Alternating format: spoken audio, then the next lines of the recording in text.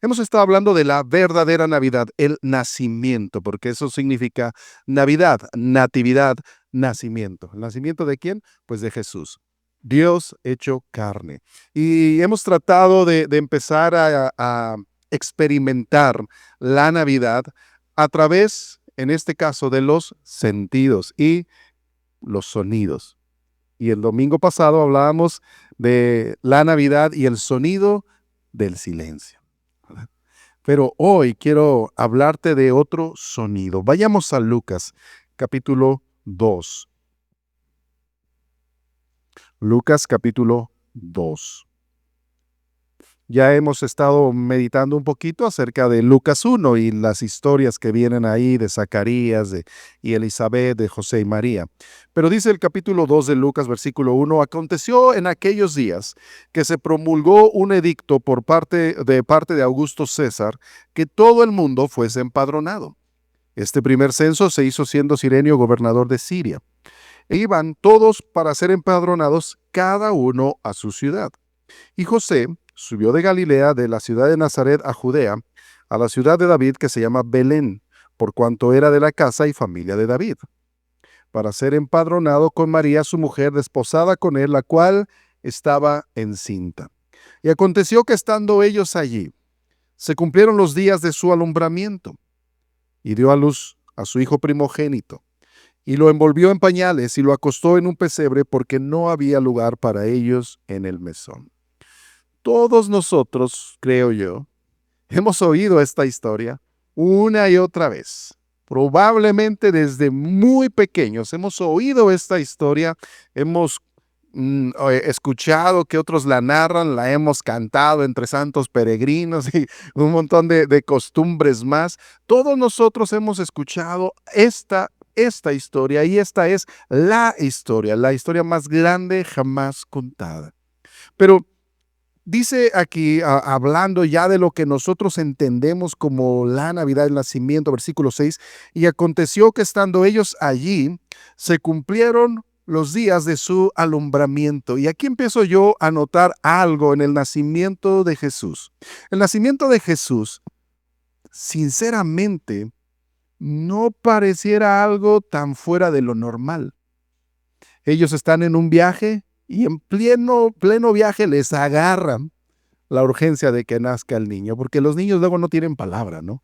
Sabemos cuándo, y en aquel tiempo más todavía, se sabía más o menos cuándo iban a nacer, pero no se sabía exactamente el día. Y Jesús, como cualquier otro niño, nace en un día y especialmente pareciera un día menos propicio. No había otra mejor manera de arruinar el momento que nacer en esos días. Y nace en un momento poco propicio para José y para María. ¿Recuerdas? José y María están pasando una de las situaciones más adversas que ha vivido cualquier pareja.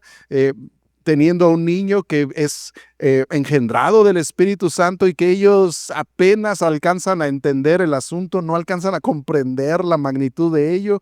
Son jóvenes pues luchando por un futuro contra viento y contra marea, ahora en una ciudad en la que son originarios de ahí, pero no viven ahí realmente. De ahí vivieron sus ancestros. Ellos son de Nazaret y ahora van a Belén y ahí es donde se le ocurre al niño nacer.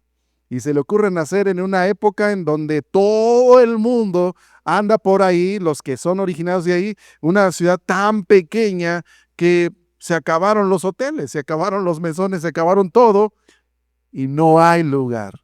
Y nace en un lugar poco propicio, en un establo, y es puesto en un pesebre. No hay una peor manera de nacer tal vez que esa, o pocas maneras peores de nacer que esa. Pero honestamente, de lo más común. Pero creo que en esa escena, de lo más común, viene el sonido de la Navidad más común y más maravilloso a la vez. El llanto de ese bebé. El llanto puede ser algo que nos causa muchos sentimientos. Para algunos el llanto causa mucha tristeza, mucha angustia cuando tú lloras, ¿no?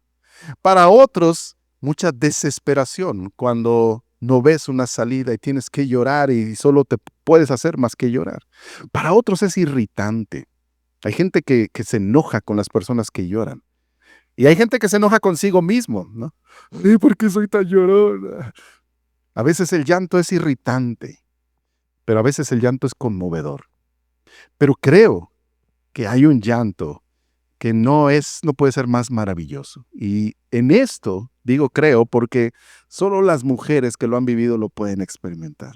Ese llanto que después de que el niño ha nacido, unos segundos interminables de silencio, hay mucho ruido tal vez, pero no hay ningún sonido que la mamá espera más que el llanto del bebé. Y cuando el bebé llora, la mamá sabe, "Uy, está vivo". Ese es el llanto más maravilloso. Y cuando Jesús rompe el silencio, después de 400 años, primero un ángel, un susurro, y ahora en Belén, este llanto tan maravilloso de un bebé naciendo ahí en Belén, de la cosa más trivial, pero nos parece tan trivial.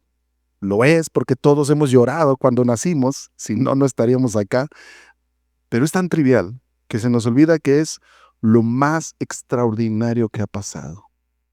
Este llanto no fue cualquier llanto. Es lo más extraordinario que ha sucedido en toda la historia, porque el Dios Todopoderoso, el Creador del cielo y de la tierra, aquel que con su sola palabra dijo y las cosas fueron, ahora no puede más que llorar. Una cosa tan extraña, tan extraordinaria. Aquel que con su poder sustenta todas las cosas. Aquel que cuando Job le dice por qué está pasando, él simplemente le dice, mira Job, tú no entenderías, ni siquiera entiendes cómo funciona el cosmos, ni siquiera entiendes cómo funcionan los animales, no entiendes cómo funcionan los ciclos del agua y cómo yo tengo reservadas tantas cosas, no entiendes nada. Ese Dios todopoderoso que sustenta todo, ahora él tiene que ser sustentado, envuelto en pañales, como cualquier otro. Y es una cosa tan maravillosa que no alcanzamos, yo creo, a vislumbrar lo mucho que significa. Y ese es el asunto de la Navidad. Lo hemos dicho y tal vez por haberlo dicho tantas veces, por haberlo escuchado tantas ocasiones, tal vez a través de los siglos, en un conocimiento acumulado, nos parece algo tan trivial. El Dios encarnado. Pero no es nada trivial. Esa es la cosa más increíble que ha sucedido. Ve conmigo allá segunda a los Corintios capítulo 8, versículo 9. Porque ya conocéis la gracia de nuestro Señor Jesucristo, que por amor a vosotros se hizo pobre, siendo rico, para que vosotros con su pobreza fueseis enriquecidos. El llanto más hermoso jamás escuchado no es el llanto de un bebé necesitado. Es el llanto de un bebé que te dice, aquí estoy. Eso es lo más maravilloso. Jesús no es que necesitara cosas. Él se hizo necesitar cosas. ¿Entiendes? Él todo lo tiene. Él es el dueño de todo, el creador de todo. Él puede hacer lo que quiera con todo. Él puede en algún momento, si así le da la gana, simplemente agarrar el universo, hacerlo bolita como una hoja de papel, aventarlo y empezar de nuevo. Él tiene esa potestad, él tiene ese poder, él tiene esa capacidad de decidirlo. Si quieres así para no moverle. Pero eh, ese mismo Dios, ese mismo poderoso, eligió quitarse todo eso y venir a estar aquí entre nosotros en la condición más normal de todas y comunicarse por primera vez con nosotros con la cosa más primitiva que todos tenemos, llorar. Y por eso encuentro que este llanto es, además de maravilloso, conmovedor. Al menos para mí es conmovedor porque un bebé llora por pocas cosas, ¿no? Sabemos cuando un bebé llora, normalmente los papás, en especial si son primerizos, uno dice, ¿con qué se apaga este niño?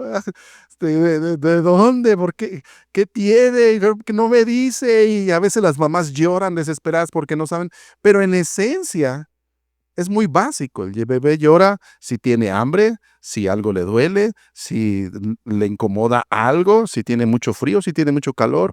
Básicamente esas son las razones por las cuales un bebé llora. No hay mucho más allá que eso. No es que el bebé esté deprimido, que sienta remordimiento por algo. No hay ese tipo de llanto en los niños.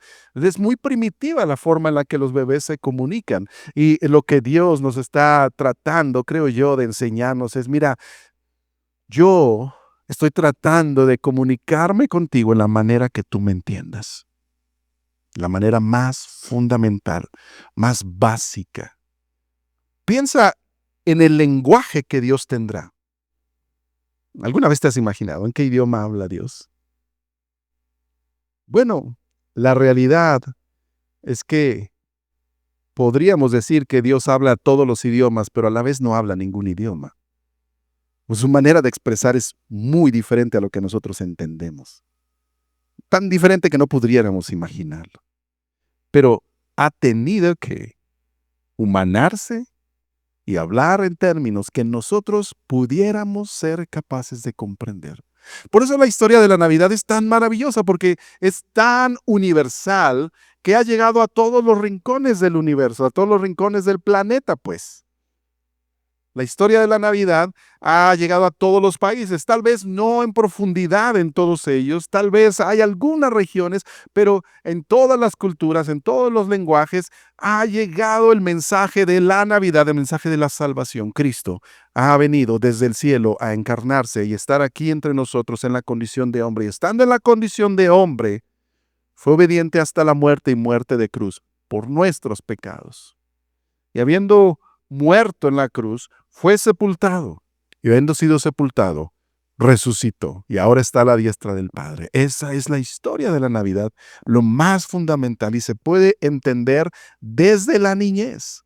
Por eso es para mí maravilloso entender cómo Cristo ha decidido comunicarse con nosotros en palabras, en formas que oyéramos. Más aún si piensas que en realidad este relato que acabamos de leer no estaba escrito en español, estaba escrito en un griego que ya no se usa, que se llama koiné, estaba escrito en un griego que era la norma de la época, que todo el mundo podía entender, pero cómo Dios ha preservado este mensaje en una manera tan impresionante cuando tú sabes y conoces un poco acerca de cómo se catalogan, cómo se miden los escritos antiguos, entenderás cuán impresionante es que hoy tú puedas tener este relato en una página impresa en español.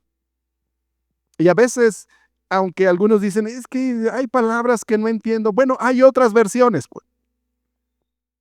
Pero en todo eso es Dios comunicándose con nosotros en la forma más sencilla posible.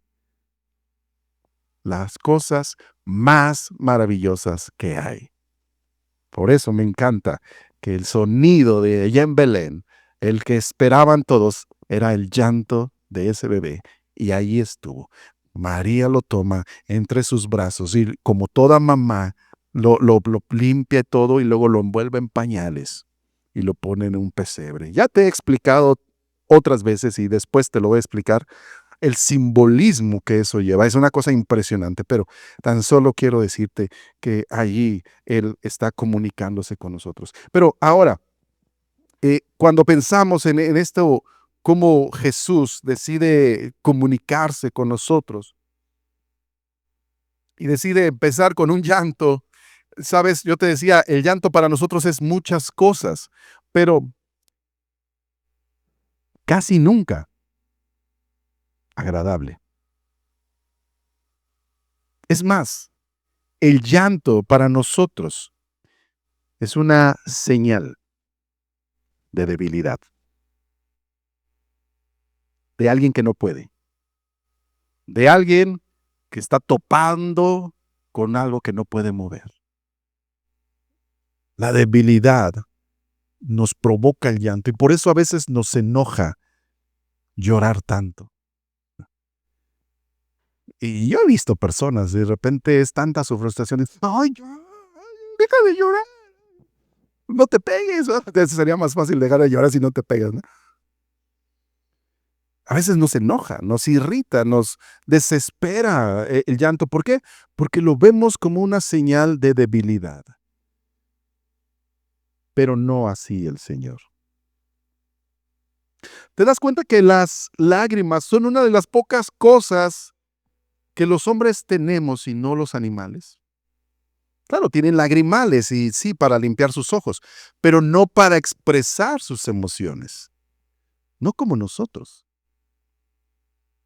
Por eso cuando alguien dice, es que no quiero llorar, pues es que estás negando tu naturaleza entonces.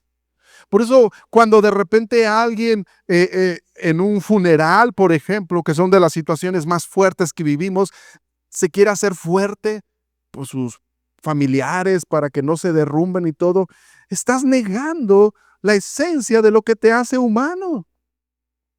Nos enoja llorar, decimos, no quiero mostrar la debilidad, es que tengo que ser fuerte. ¿Y quién te dijo que llorar es de débiles?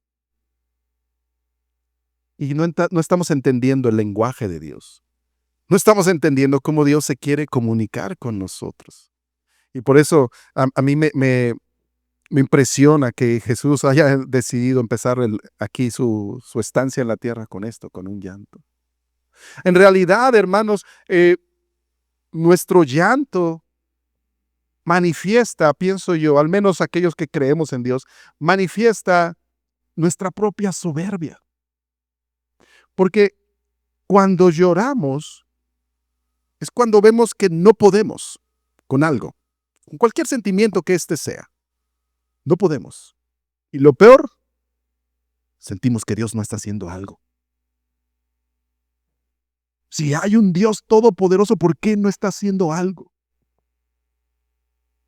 Y ese sentimiento, ese llanto nuestro de frustración, de tristeza, de desesperación, generalmente envuelve dentro de nosotros, aunque muchas veces no lo decimos, aunque a lo mejor nunca lo has dicho, pero generalmente envuelve una frustración de preguntar por qué Dios no hace algo, como si el Dios Todopoderoso estuviera para servirnos a nosotros.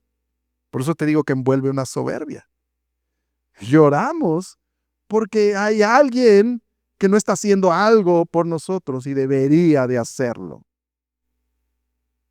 Estoy llorando porque estoy viviendo injusticia y el que se supone que es el juez de todos no está haciendo nada.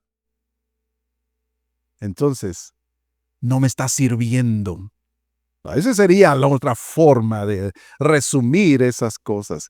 Y sabes, eso realmente es una muestra nuestra de soberbia muy contrastante con la muestra de humildad de Jesús. Cuando Jesús llora, su llanto es diferente. Cuando Jesús habla de las lágrimas, cuando Dios habla de las lágrimas, lo habla en una manera diferente. Y yo creo que tenemos que aprender esas cosas. A veces yo les he dicho que llorar es una bendición y muchos no lo saben. Es tan hermoso llorar. Y lo digo porque sé lo que es no llorar. Mi naturaleza humana, mi manera de ser, mi trasfondo cultural, lo que quieras que sea, es que yo no lloro. Rara vez lloro. De niño pues lloraba, pero más bien de coraje que de tristeza. Y pocas veces lloré por tristeza. Pero rara vez. Cuando murió mi madre no lloré. Cuando murió mi hermana no lloré. Rara vez lloro. Y sabes, Eso me enoja. No poder llorar es frustrante, porque hay algo que traes y no lo puedes sacar. Hay algo que ahí está y que porque tenías que atender tales cosas, que porque tú eras el que estabas al frente del funeral, que porque tú eras el que tenías que mostrar valor, que porque tú eras el que bla, bla, bla, bla, bla, bla, hay algo que no puedes sacar. Y es horrible que esté ahí. Cuando un año después de la muerte de mi madre, fui al cementerio con mi esposa, le dije, oye, ¿sabes qué? Estamos pasando por aquí, dame chance de ir. Por supuesto, mi esposa me apoyó y fue muy linda en acompañarme a ese lugar.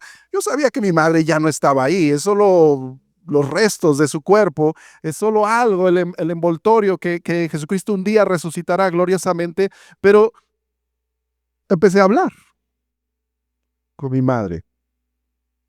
Y después de un año empecé a llorar. Y empezó la sanidad del alma.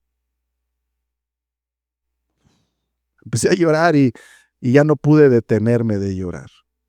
¿Sabes? A veces la gente tiene miedo de eso, ¿verdad? Es que si empiezo a llorar no voy a parar. ¿Y quién te dijo que tienes que parar? ¿No será que es eso lo que necesitas? Llorar. Dejar que seas lo que Dios te diseñó para ser. Humano. Y por eso, cuando Dios se comunica con nosotros de esta manera, creo que Él nos está explicando algo impresionante. Yo estoy contigo. Yo sé lo que se siente. Yo estoy sufriendo contigo. Yo creo que el llanto de Jesús nos enseña cuando menos tres cosas, cuando menos, que pudiéramos hoy y que me gustaría hoy platicar contigo. La primera es que Jesús muestra el llanto de la encarnación. Encarnación es una palabra que también tenemos como muy trivial, suena muy religiosa, muy dogmática. La encarnación significa que Él es Dios y vino a convertirse en carne, a entrar, por así decirlo, a la carne, en un ser humano, haciéndose hombre entre nosotros. Y si eso no fuera así, entonces la salvación no sería posible. Porque la Escritura dice que para que haya remisión de pecados, es decir, el pago de los pecados, es necesario el derramamiento de la sangre. Pero no cualquier sangre, sangre inocente. Ya te acuerdas que en las semanas pasadas veíamos allá en Génesis capítulo 3, cuando Dios tiene que matar un animal, muy probablemente un cordero, para tapar el pecado de Adán y de Eva. Sangre inocente es necesaria para perdonar el pecado. Y como era tan necesaria y como no había ninguno inocente, el único que decide es, bueno, yo voy a hacer eso. Por eso se pone la vara tan alta, porque a veces de repente tal vez tú te puedes preguntar, bueno, ¿y por qué Dios se le ocurrió que se tenía que pagar con sangre? Pues porque es la muerte. La paga del pecado es muerte. La sentencia de cualquier tipo de pecado es muerte en un nivel tan alto, un estándar tan alto, no se acepta menos que lo perfecto. Es muy lógico, entre nosotros incluso sucede. Por ejemplo, cuando tú ves algunas olimpiadas, una falla en un pedaleo, en un braceo, te cuesta una décima de segundo y te cuesta la medalla de oro. En niveles tan altos de estándares, el error más pequeño es imperdonable. ¿Por qué no podemos entender que delante de Dios el error más pequeño que tú hayas cometido es imperdonable? Es muy sencillo de entender en realidad, solo que no queremos. Y como es tan imperdonable, la paga es la muerte. Así se paga la separación de Dios, eso significa. Entonces, como Dios puso ese estándar, y ese es el único estándar posible, no es porque Él haya querido, es el único estándar posible para la perfección, Él fue el que vino a hacerse carne y pagar por nosotros, en nuestro lugar. Eso es lo que nos decía Pablo ahorita que leímos ahí segunda a los Corintios, ¿no? Él, siendo rico, se hizo pobre por amor de nosotros, para que nosotros fuésemos hechos ricos allá con él. ¡Wow! ¿Qué más grande amor hay que eso? Pero fíjate que dice Hebreos, capítulo 2. Ve conmigo a Hebreos, porque este pasaje está impresionante. El libro de Hebreos es el que nos demuestra que Jesús es quien dijo ser, el Hijo de Dios, Dios mismo. Para eso lo escribieron, se lo demuestra a los judíos, a los hebreos. Pero nosotros aprendemos mucho. Hebreos 2, 14 al 17. Así que, por cuanto los hijos participaron de carne y sangre, Él también participó de lo mismo, para destruir por medio de la muerte al que tenía el imperio de la muerte, esto es, al diablo. ¿Cómo podía vencer Jesús a la muerte? ¿Cómo podía vencer Jesús al pecado? Por medio de ser uno como nosotros. Así fue como él venció. Pero dice además, y librar a todos los que por el temor de la muerte estaban durante toda la vida sujetos a servidumbre. Y estos somos nosotros, porque nosotros le tenemos miedo a la muerte, y por miedo a la muerte somos esclavos de un montón de cosas, de adquirir y de observar y de conservar cosas, algunos de querer vivir más, haciendo ejercicio, comiendo tales cosas, con tal de vivir lo más posible. ¿Por qué? Porque le tienen miedo a la muerte. Somos esclavos de decir, es que solo se vive una vez, hay que disfrutarlo todo. Somos esclavos en realidad. Pero dice, Él vino precisamente para liberar a aquellos que tenían miedo de la muerte. El Hijo de Dios no le tiene miedo a la muerte. En realidad, como ya hemos dicho antes, la espera, la anhela, pero nunca la busca. Esas son cosas diferentes, ¿no? Pero además dice, versículo 16, porque ciertamente no socorrió a los ángeles, sino que socorrió a la descendencia de Abraham. Fíjate cómo podría haber hecho otra cosa por los ángeles, lo que hoy nosotros conocemos como demonios, que cayeron. Pero no lo hizo por ellos, lo hizo por nosotros. Ahí empiezas a ver cuán grande es su amor y su misericordia. Versículo 17, por lo cual debía ser en todo semejante a sus hermanos para venir a ser misericordioso y fiel sumo sacerdote en lo que a Dios se refiere para expiar los pecados del pueblo. Tenía que ser semejante a nosotros en todo. Y te digo esto porque ya te platiqué la semana pasada que hay personas que creyeron y todavía hoy en día que Jesús realmente no era un humano como tal. Era como una especie de fantasma, una aparición aquí entre nosotros. Hay personas que son capaces de decir, bueno, hay un Jesús histórico y hay un Jesús espiritual o religioso. Sí, sí hubo un Jesús por ahí, pero ese era otro. Hay otro Jesús ese es el que está en la Biblia. Y entonces, ¿por qué? Porque no les es posible entender que el Dios era 100% hombre aquí entre nosotros y 100% Dios aquí entre nosotros, lo cual, por supuesto, no encaja en nuestras matemáticas, pero en las matemáticas de Dios encajan perfectamente y maravillosamente. Pero aquí nos dice el libro de Hebreos, el escritor nos dice que esto lo hizo Él para salvarnos, para que nosotros pudiéramos ser salvos por medio de lo que Él sufrió por nosotros. Así que el llanto de Jesús, siendo un bebé, mostrando que es un bebé, un humano como cualquier otro, necesitaba tomar pecho de su madre, necesitaba alimentarse, necesitaba ser cambiado de pañales. Ese ser humano es Dios mismo, encarnado, sufriendo por nosotros, sin necesidad de tener que sufrir, pero sufriendo por nosotros. ¿Por qué? Porque nos ama. Y esa es la historia de la Navidad.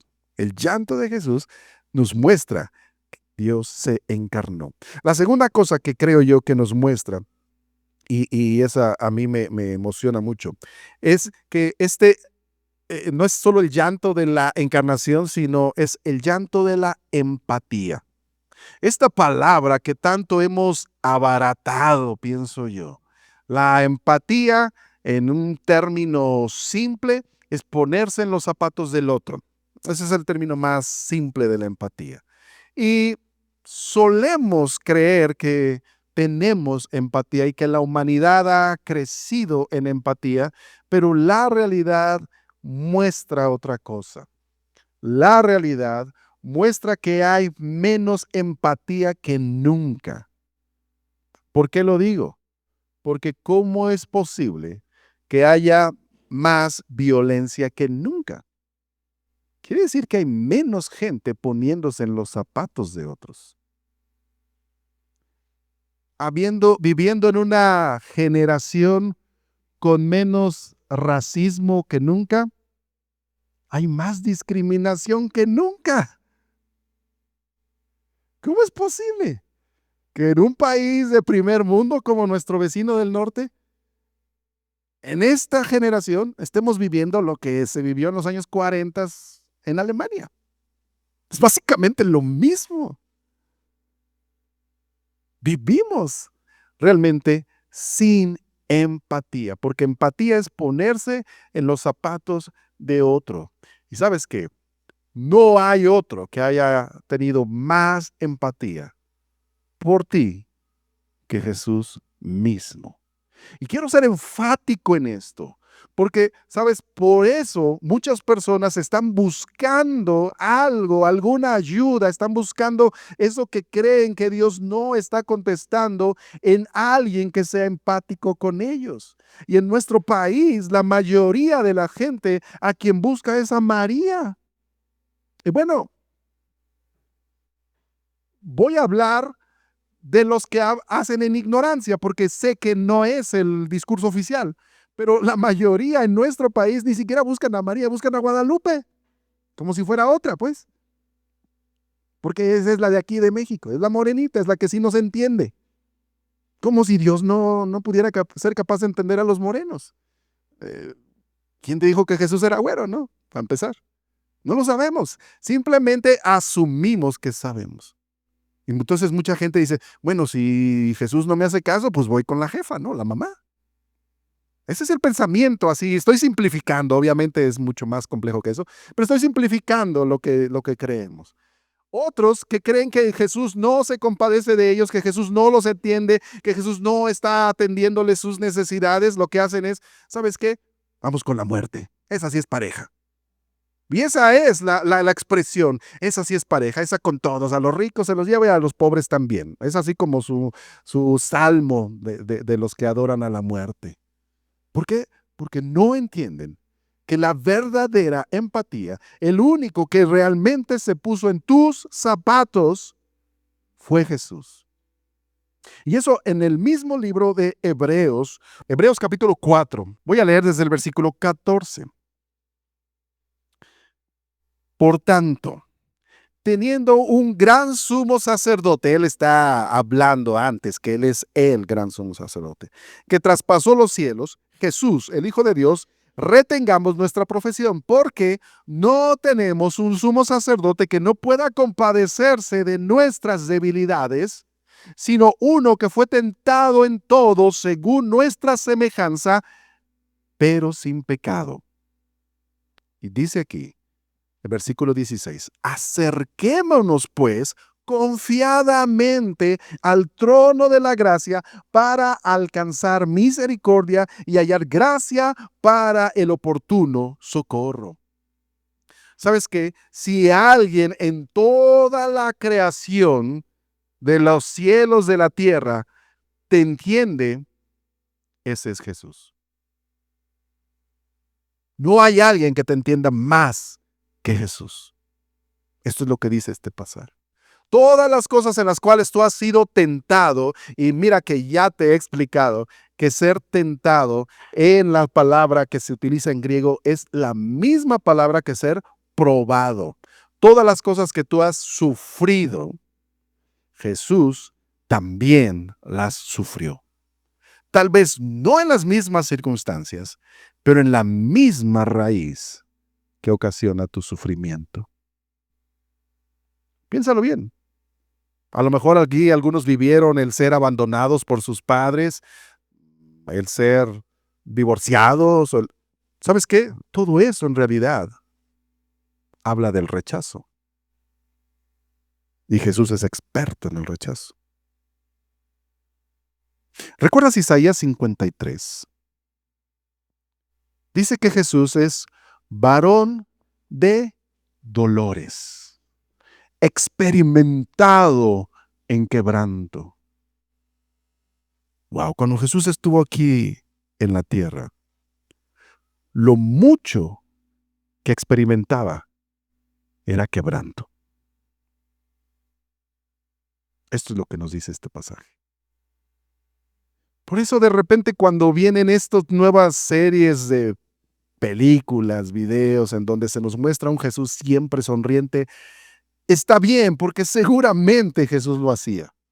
A mí me encanta ese tipo de idea, pero la verdad es que más bien la mayoría de las veces lloraba, sufría por nosotros. ¿Recuerdas? Hay muchos pasajes, pero hay un pasaje en donde él está cansado, se acaba de enterar que Juan el Bautista, su primo, ha muerto, el hombre que él dice es el más grande de toda la historia, ha muerto y él les dice a sus apóstoles, vamos a un lugar a descansar. Y en lugar de descansar, cuando sale se encuentra que hay un montón de gente buscándolo. Y dice ahí que los vio y tuvo compasión, porque eran como ovejas que no tienen pastor. Y en lugar de cansarse y decir, ¿saben qué? Mañana los veo, sale y se desgasta por ellos. Eso es sentir empatía, compasión. ¿Te acuerdas cuando llega a la tumba de Lázaro? Jesús sabía que lo iba a resucitar. ¿Y qué es lo que Jesús hace? Jesús lloró. Versículo más corto también de la Biblia, ¿no? Jesús lloró. ¿Por qué? Pues porque siente con nosotros. Y a mí eso me impresiona, me conmueve, no deja de maravillarme. ¿Cómo es el corazón de Dios, que es el Todopoderoso, el Rey de Reyes, el Señor de los Señores, el juez justo, vara de hierro, pero además tiene un corazón capaz de llorar? Un corazón tan tierno que se duele de nuestras debilidades, como dice la Escritura también. Alguna vez eh, me encontré a mí mismo preguntándome por qué Dios permitía algunas cosas. Y ya te lo he explicado, yo no le preguntaba para reclamar, tratando de entender. Y mira, estaba tratando de ser amable, pero en esencia era la misma cosa que todos, tratando de entender por qué Dios había permitido que mataran a mi padre, por qué Dios había permitido que secuestraran a mi esposa, por qué había tantas cosas que había vivido y en medio de esas cosas, de repente entendí que Jesús sí me entiende. Entendí algo más, que Dios no hizo esas cosas. Porque sabes, cuando tú estás en sufrimiento, la gente trata de ayudar, en buen plan, ¿no? La gente trata de darte fortaleza. Y a veces vienen estas frases como, mira, solo Dios sabe por qué hace las cosas. Mira, Dios tiene sus planes. Mira, Dios tiene propósitos. Mira, Dios tiene sus tiempos. Y cuando tú estás en sufrimiento, ninguna de esas cosas te sabe bonito. Ninguna de esas cosas te confortan, la verdad. No las dejes de decir porque son verdades, pero ninguna de esas cosas al que está en sufrimiento le ayudan. O al menos si a alguien le han ayudado, pues platíqueme cuál fue su historia. Pero a mí nunca ninguna de esas frases me aliviaba el dolor que yo sentía. Pero lo que yo sí entendí es que Dios no lo hizo. Quiero que lo entiendas bien. Porque a veces le echamos la culpa a Dios. Es que, ¿por qué Dios hace las cosas? Solo Dios sabe por qué hace las cosas. No, Dios no lo hizo.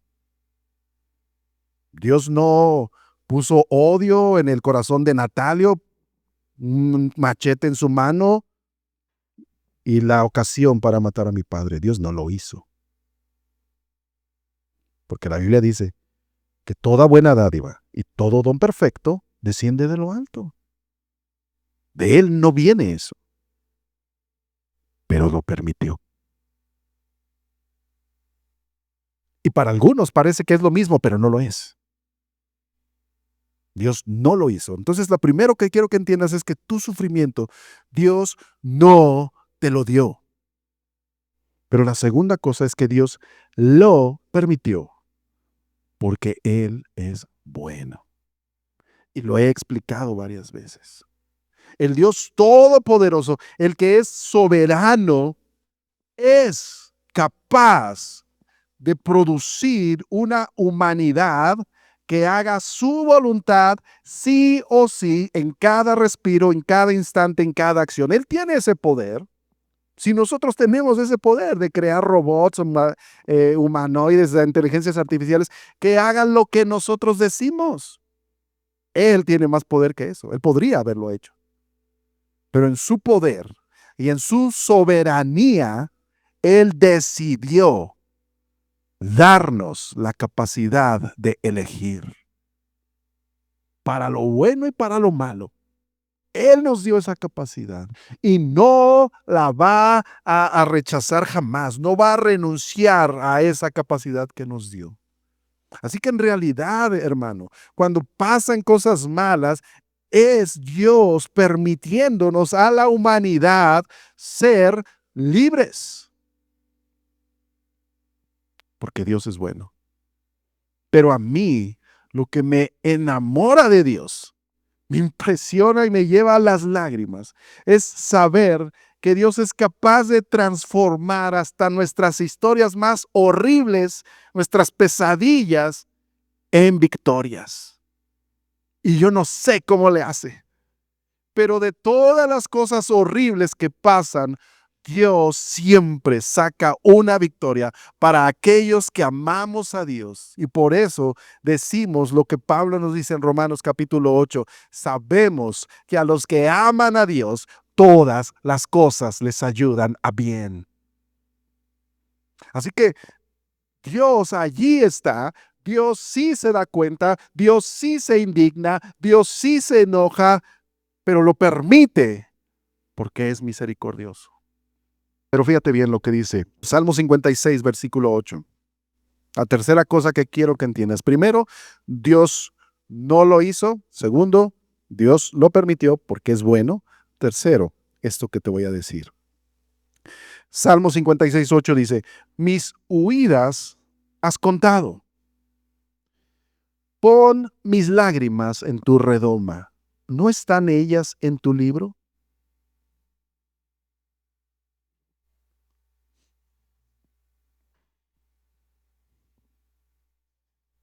Cada lágrima que has derramado desde que naciste están anotadas por Dios.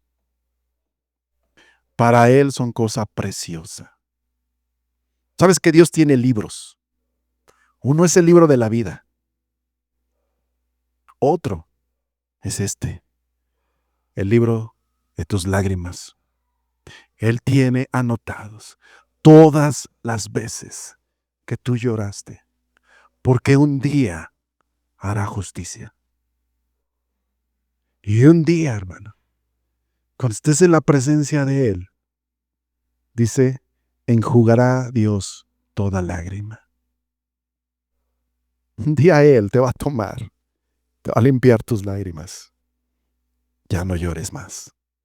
Ya pasó. Él, el que lloró contigo, el que estuvo allí. ¿Sabes qué entendí yo cuando más he sufrido? Que Dios también lloraba conmigo. Y a veces, en realidad no necesitas palabras. Necesitas que alguien llore contigo. Y Jesús ahí está. Es la cosa más grande que hay. Ahí está. Aunque no lo veas, aunque no lo sientas, aunque las cosas parezcan adversas, Jesús ahí está contigo, llorando, también de rabia, también de dolor, también de sufrimiento, pero sabiendo que un día Él va a restablecer todas las cosas. ¡Wow! ¿No es eso maravilloso? ¿Por qué entonces estamos buscando a alguien más que empatice con nosotros, alguien más por el cual seamos aceptados, alguien más que nos haga el favor? Jesús es el único que puede, porque Él sí te entiende. Él sí sufrió todo lo que tú has sufrido y ha sufrido todo contigo mismo. La tercera cosa, hablando de este llanto, el primero que era el llanto encarnado, el segundo es el llanto de empatía y el tercero es el llanto de humildad. Dios diciéndonos, he dejado mi trono por ti. Esto que llamamos encarnación, como te decía. Mira, con cierta frecuencia en mi lista de noticias que me llegan titulares como este. Keanu Reeves es visto en el metro de Nueva York, ¿no? Keanu Reeves ayuda a una anciana a cruzar la calle, algo así, ¿no? No leo esas noticias, pero tan solo con leer el titular ya te das cuenta de lo que se trata, ¿no? Pues qué bueno, bien por él. O hace poquito, Tom Hanks es fotografiado de incógnito en el metro de Nueva York, igual también, ¿no? Y a la gente les sorprende ese tipo de cosas. En realidad no es poca cosa, honestamente, ¿no? O los que vivimos en los 80s, 90s, podríamos tal vez recordar la princesa Diana, Lady Di, yendo allá a África con los más desfavorecidos. ¡Wow! Cosa impresionante, ¿no? ¿Por qué nos sorprenden esas cosas? Porque nosotros consideramos de gran valor cuando alguien que tiene cierta estatura se humilla con los que tienen menos estatura. Y entre más es la humillación, más maravillosa es la persona. Nos parece más grande, ¿no? Nos parece mejor. Los que vivimos en los 80s, o recordarán tal vez al tío Gamboín, aquel que presentaba las caricaturas en el Canal 5 acá en nuestro país. Era un señor ya bien grande, ya calvo y todo, pues no sé por qué lo ponían para los niños, pero bueno, una cosa impresionante, yo era su fan. Pero él tiene una frase que decía, es bueno ser grande, pero es más grande ser bueno. Y eso es maravilloso, hermanos. Porque cuando alguien tiene cierta grandeza y se humilla a sí mismo, en realidad a los ojos de los demás les da más grandeza, ¿o no? Por eso a mí me da risa y a veces lástima. Qué común se ha hecho hoy el gritar, no me faltes al respeto. Entre más tú obligas a alguien a que te respete, más pequeño eres, más insignificante te vuelves. Tal vez puedes obligar a alguien a que te rinda pleitesía, tal vez puedes a obligar a alguien a que se hinque ante ti con una pistola en la mano, tal vez puedes hacer lo que sea, pero en el corazón de la otra persona hay todo menos respeto. Enaltecerte tú mismo solo te hace más pequeño que cualquier otra cosa. Y por eso también de repente cuando un hombre dice ahí en la casa, aquí yo soy el que manda. Hijo, quiere decir que no tienes ninguna autoridad en realidad. Tienes que imponerla, tienes que gritarla, si no, no tienes nada. Eso es lo más triste que hay.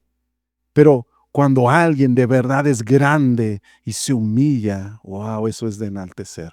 Pero ni todas esas historias de Keanu Reeves, de Tom Hanks, de Lady Di, de todos los personajes que te puedas imaginar, son nada en comparación con lo que Jesús hizo. Y mira, creo que a veces sabemos y comprendemos lo que dice la Escritura, que por amor de nosotros se hizo pobre, que Él vino entre nosotros a habitar y a dar su vida, lo dice allá Filipenses 2, 6 y 8, el cual siendo en forma de Dios, no estimó el ser igual a Dios como cosa a que aferrarse, sino que se despojó a sí mismo, tomando forma de siervo, hecho semejante a los hombres, y estando en la condición de hombre, se humilló a sí mismo, haciéndose obediente hasta la muerte y muerte de cruz. ¿Sabes? Creo que más o menos alcanzamos a comprender lo bajo que Jesús vino, a morir como un malhechor. Creo que eso más o menos alcanzamos a comprenderlo, en especial cuando estamos en Semana Santa y hablamos de la crucifixión. Eso nos conmueve, nos duele que Jesús haya tenido que sufrir por nosotros. Pero creo que no comprendemos desde dónde venía Él. No hay manera, no hay forma humana de comprender cuán grande es el viaje que Él hizo hasta acá abajo. Es más, si Él hubiera nacido en un palacio rodeado de todos los esplendores, de todas formas su bajada hubiera sido drástica.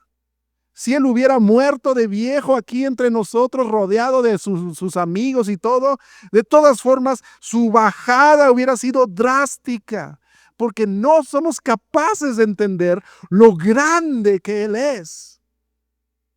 Y para entonces valorar lo mucho que se humilló al nacer. El pesebre es lo de menos, hermano. El pesebre en realidad es una cosa grandiosa, como te lo voy a decir después. Pero honestamente, lo más grande del llanto de Jesús naciendo es diciéndonos, mira, ¿desde dónde vengo? Por ti. Porque te amo. Y un día, hermano, lo entenderás. Un día verás esa gloria de Jesús que hoy no podemos más que imaginar, soñar. Algunos han pintado, algunos han hecho alguna imagen, alguna película, algunos han escrito cosas. No podemos ni imaginar la gloria de Jesús. Tan solo lee Apocalipsis y cuando Juan trata de describir esa gloria, hay cosas tan raras que no entendemos porque no hay palabras para describir esa gloria.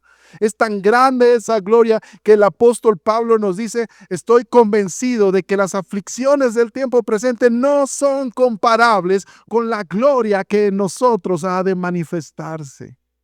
Esa gloria de Jesús, eso que hace que todo lo demás se olvide, esa gloria que hace que todo nuestro llanto pase y nunca más nos acordemos de ello, esa gloria es la que Él dejó por amor.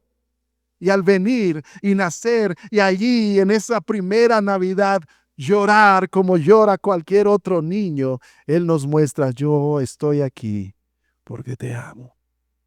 Y vine desde tan lejos porque te amo. Y no lejos en distancia, en grandeza, a humillarse aquí entre nosotros. Pero sabes, en ese sentido, ese llanto, esos primeros sonidos maravillosos de ese bebé allá en Belén, tan solo fueron la primera nota de lo que también terminaría en llanto, su muerte.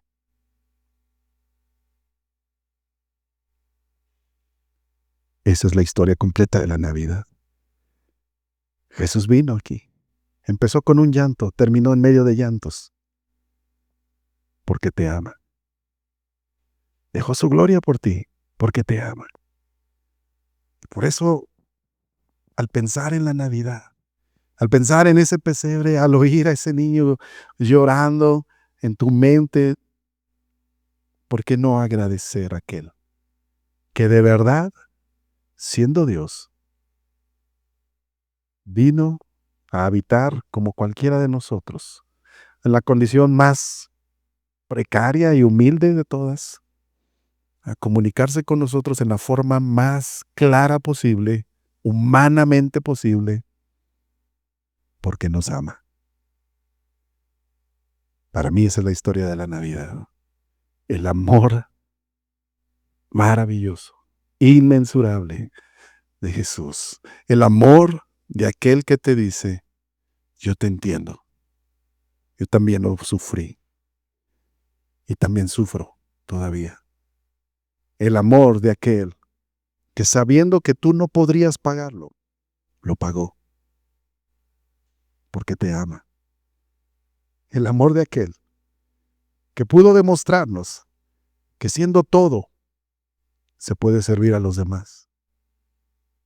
El amor de aquel que te ha dado promesas eternas, maravillosas, de que su gloria no la quiere para él solo, la va a compartir contigo.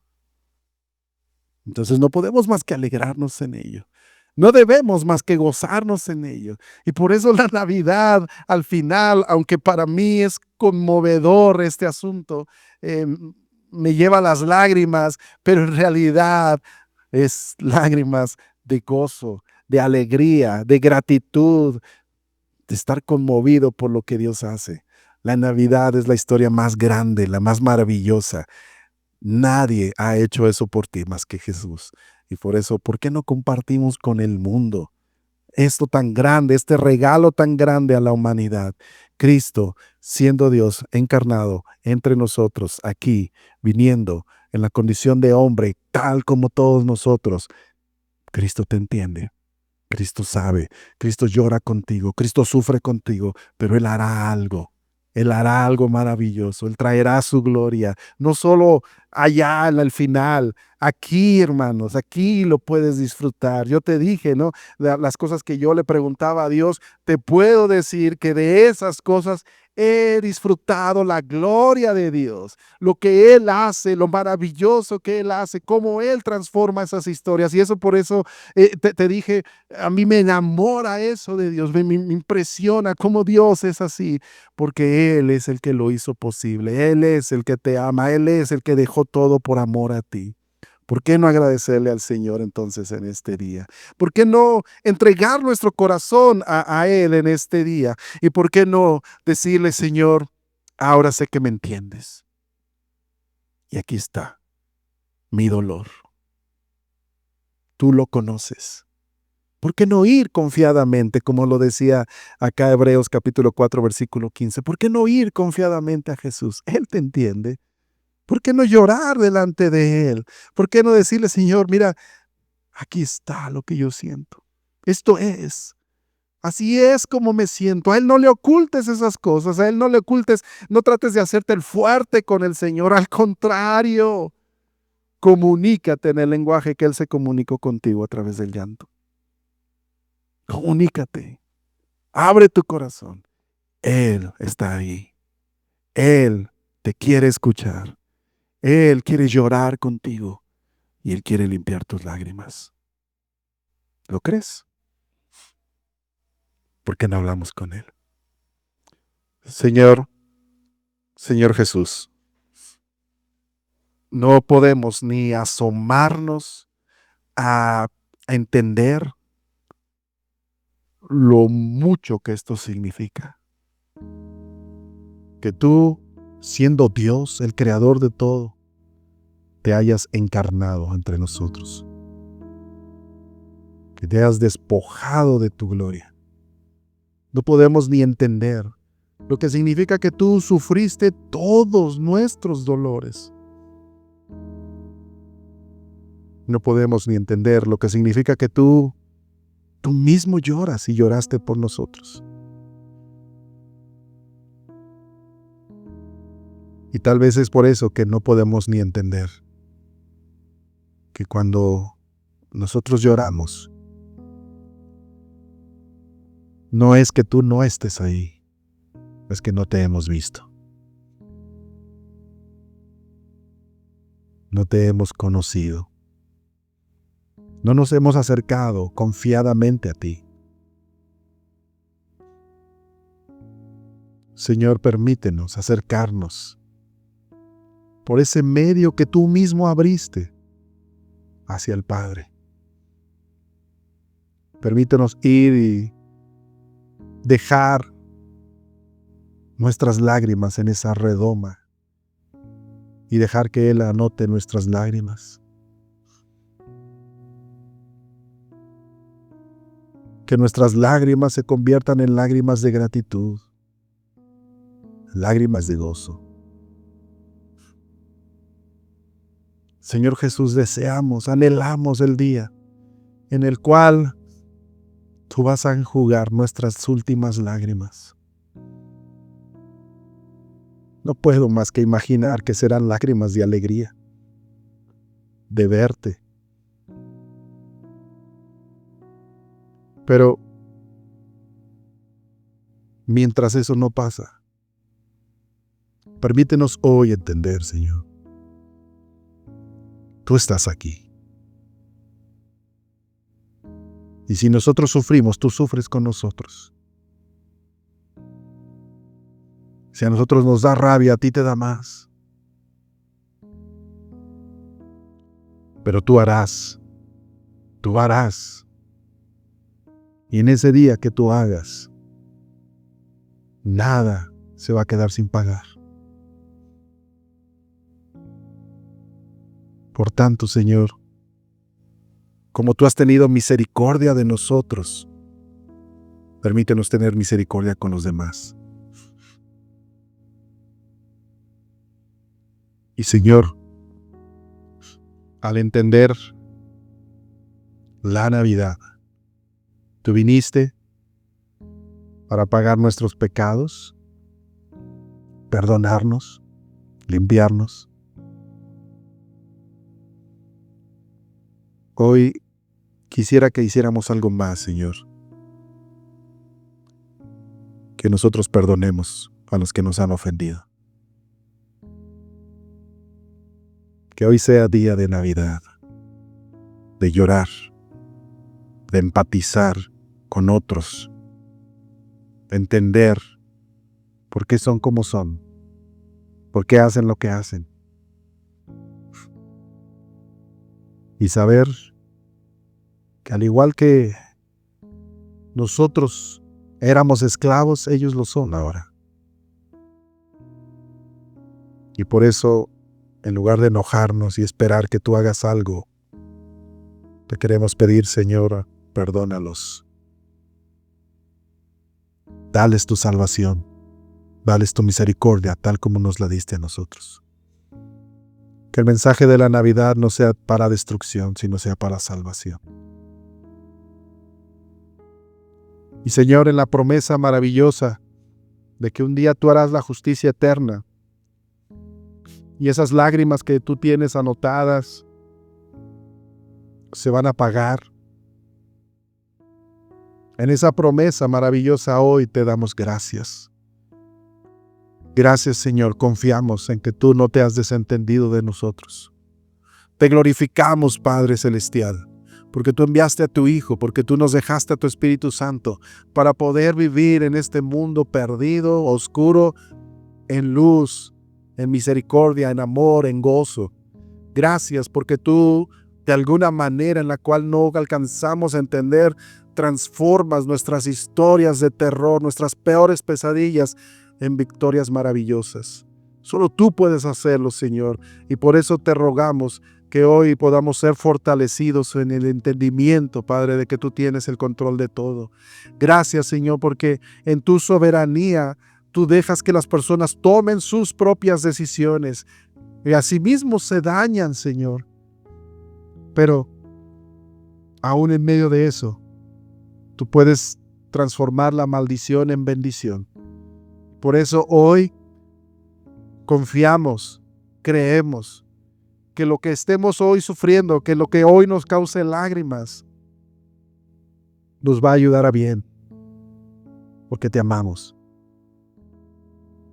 Lo creemos, Señor. Y también creemos que no se compara con la gloria venidera que en nosotros ha de manifestarse. Y por eso, para nosotros, de verdad esta es una feliz Navidad. Bendito sea, Señor. Amén. Que Dios te bendiga.